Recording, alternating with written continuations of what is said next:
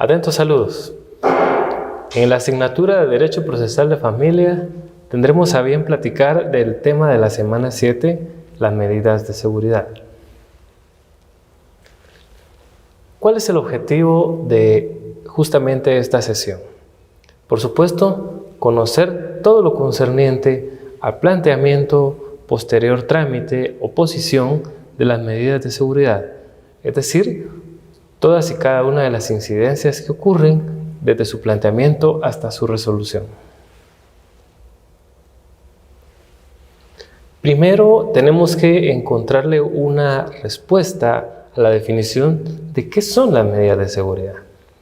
En una definición propia, decimos que son aquellas acciones que han sido encaminadas, ya sea para resguardar o bien prevenir el peligro de una amenaza que es inminente en contra del denunciante, que eso sí debe de ser propiciada por alguien de su núcleo familiar, es decir, cualquiera de los parientes en los grados que la ley establezca en consanguinidad, que ya sabemos que es hasta el 4º grado, o bien incluso parientes por el grado de afinidad, que ya sabemos que la norma nos dice que es hasta el 2º grado.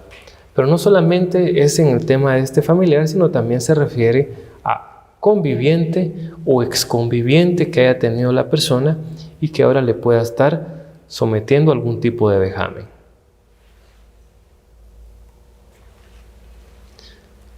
¿Cuánto es la duración que tiene una medida de seguridad? Para este ejercicio es importante que tengan a la mano la ley para prevenir, sancionar y erradicar la violencia intrafamiliar. Justamente ustedes podrán ver en el artículo 8 que nos habla de dos plazos, un mínimo y un máximo. Este plazo mínimo es de 1 mes y el plazo máximo es de 6 meses. ¿Por qué justamente se ha dejado este plazo, estos dos plazos? No puede ser menos de 1 mes porque efectivamente el órgano jurisdiccional tiene que establecer, bajo los principios de no revictimización, que la persona no tiene que ser nuevamente víctima para poder llegar nuevamente a solicitar una medida. Se considera que en el plazo de 1 mes se puede establecer como mínimo que efectivamente el denunciante ya no está sufriendo ese vejamen y que efectivamente pues la amenaza no era, llamémosle así, tan lesiva hacia la persona. El plazo máximo, igual de 6 meses, tiene que ver efectivamente con una circunstancia revisable, cuando efectivamente hay una amenaza mucho mayor, cuando efectivamente ha existido violencia ya efectivamente a nivel físico y que efectivo ha dañado a cualquiera de las personas, entonces ese es el plazo máximo que se ha situado. Algo de lo que tenemos que tomar en consideración es que el mismo artículo de esta ley nos establece que en ambos supuestos, es decir, tanto en el plazo mínimo de 1 mes o en el plazo máximo de 6 meses, este puede ser prorrogable siempre y cuando se le solicite a la autoridad. En este caso, el órgano jurisdiccional es el que tiene a bien hacer la evaluación de todas las circunstancias para determinar si efectivamente puede ser prorrogable por un plazo idéntico, mayor o menor. Hablemos un poco del planteamiento de las diligencias como tal. Justamente ustedes van a poder echar un vistazo al artículo 3 de la ley de la materia y van a darse cuenta de quiénes se encuentran efectivamente legitimados para poder establecer una denuncia. Y podemos decir que, por supuesto, para empezar, una de estas personas que puede colocar la denuncia es la víctima. La víctima no importa su edad, no importa su género, puede efectivamente ir y establecer la denuncia como tal. Pero no solo es la víctima. Hay casos en que los puede plantear cualquier persona. Sí, cualquier persona que tenga conocimiento, siempre y cuando, eso sí, la víctima sea un incapaz. Ya sabemos los casos de incapacidad cuáles son, ¿no?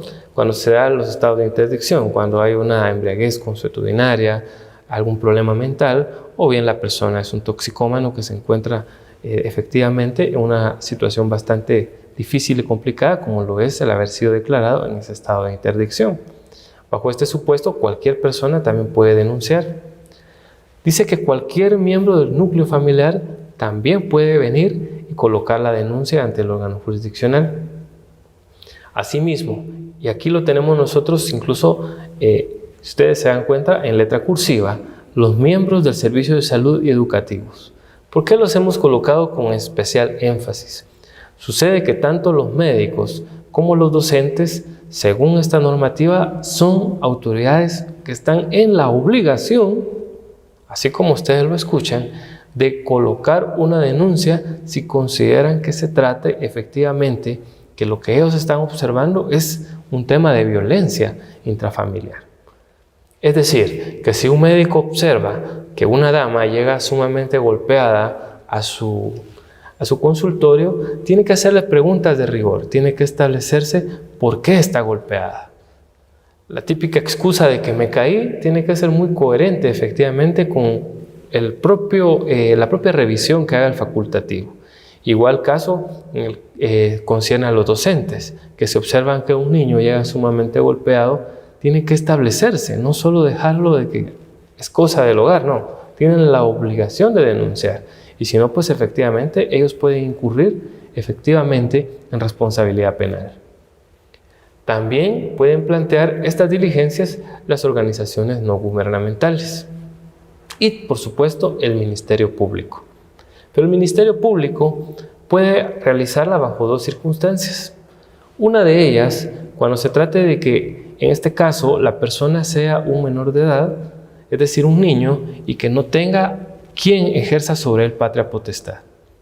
Como bien sabemos, la patria potestad es únicamente una investidura que recae sobre los padres. Y si un niño no tiene a sus padres porque estos hayan fallecido o se encuentren desaparecidos y está sufriendo algún tipo de vejamen, un niño, por cualesquiera de sus parientes, entonces el Ministerio Público tiene que colocar la denuncia. El otro supuesto recae también, es muy similar, cuando este menor de edad está conviviendo o está con parientes, pero no ha ejercido como tal sobre ellos una tutela legal aún establecida. En este caso, si nuevamente se está ejerciendo sobre este niño algún tipo de violencia, el Ministerio Público es quien deberá plantear la diligencia como tal. ¿Qué instituciones pueden recibir las denuncias? Siempre el artículo 4 de la Ley para Prevenir, Sancionar y Erradicar la Violencia Intrafamiliar nos refiere justamente en dónde se reciben las denuncias. Recibir la denuncia no es lo mismo, y hacemos muy bien la aclaración, a resolver que se realice o que se otorgue la medida de seguridad, sino quienes las reciben y posteriormente las tienen que hacer llevar ante un órgano jurisdiccional. Pues, ¿qué autoridades son? Justamente aparece en el primer enunciado el Ministerio Público. Ellos pueden recibir la denuncia y posteriormente trasladarla ante el órgano jurisdiccional con las peticiones del caso. También concierne a la Procuraduría General de la Nación, la Policía Nacional Civil. Ahí tenemos a los juzgados de familia. Esto lo tenemos principalmente hasta en negrilla, porque en estas circunstancias, si el juzgado de familia es quien está recibiendo la denuncia como tal, efectivamente pues ya no tiene que hacer ningún traslado de nada, puesto que es el órgano jurisdiccional idóneo a resolver del otorgamiento de las medidas de seguridad. Luego aparecen los bufetes populares. Esto sí es bastante interesante, porque cualquier universidad, no solo la Universidad de San Carlos, que es la única pública, sino cualquier universidad privada que cuente con una facultad de ciencias jurídicas y sociales, tenga por tal un bufete popular, está también obligada, escuchemos bien esto, a recibir una denuncia y luego pues efectivamente trasladarla al órgano jurisdiccional. Por último tenemos al Procurador de los Derechos Humanos, quien también deberá recibir este tipo de denuncias. Ante estas circunstancias que nos refiere el artículo 4, nada más cabe tomar algo en cuenta. Con excepción de los juzgados de familia, todas las instituciones que hemos nombrado, la ley le sitúa un plazo de 24 horas para trasladar al órgano jurisdiccional que corresponde la denuncia que ha sido presentada. La oposición. Todo derecho, toda circunstancia, por supuesto, también tiene su contraparte. Es decir, que si una persona va a colocar una denuncia, también el denunciante va a tener efectivamente el derecho de responder, o en este caso de oponerse a dichas diligencias. El artículo 7 del reglamento de la Ley para Prevenir, Sancionar y Erradicar la Violencia Intrafamiliar justamente se basa principalmente en ese derecho de defensa, que es un derecho constitucional, a que cualquier persona efectivamente también que haya sido denunciado pueda oponerse a ese tipo de medidas que han sido instadas en contra de su persona. Es así como, una vez planteada la denuncia, se hace la requisición, o se hace la petición, mejor dicho, al órgano jurisdiccional, y en un plazo de 3 días. Este es un plazo que, si ustedes lo chequean, no aparece en ningún procedimiento establecido. Y por ello es la ley del organismo judicial la que en el artículo 49 nos hace la alusión de esta circunstancia. Se tiene que realizar entonces la oposición en ese plazo. Y ojo, esta oposición sí se hace por escrito, algo contrario a la denuncia, que puede ser incluso verbalmente. Además, la oposición debe de llevar también, por supuesto, la dirección y procuración de un abogado.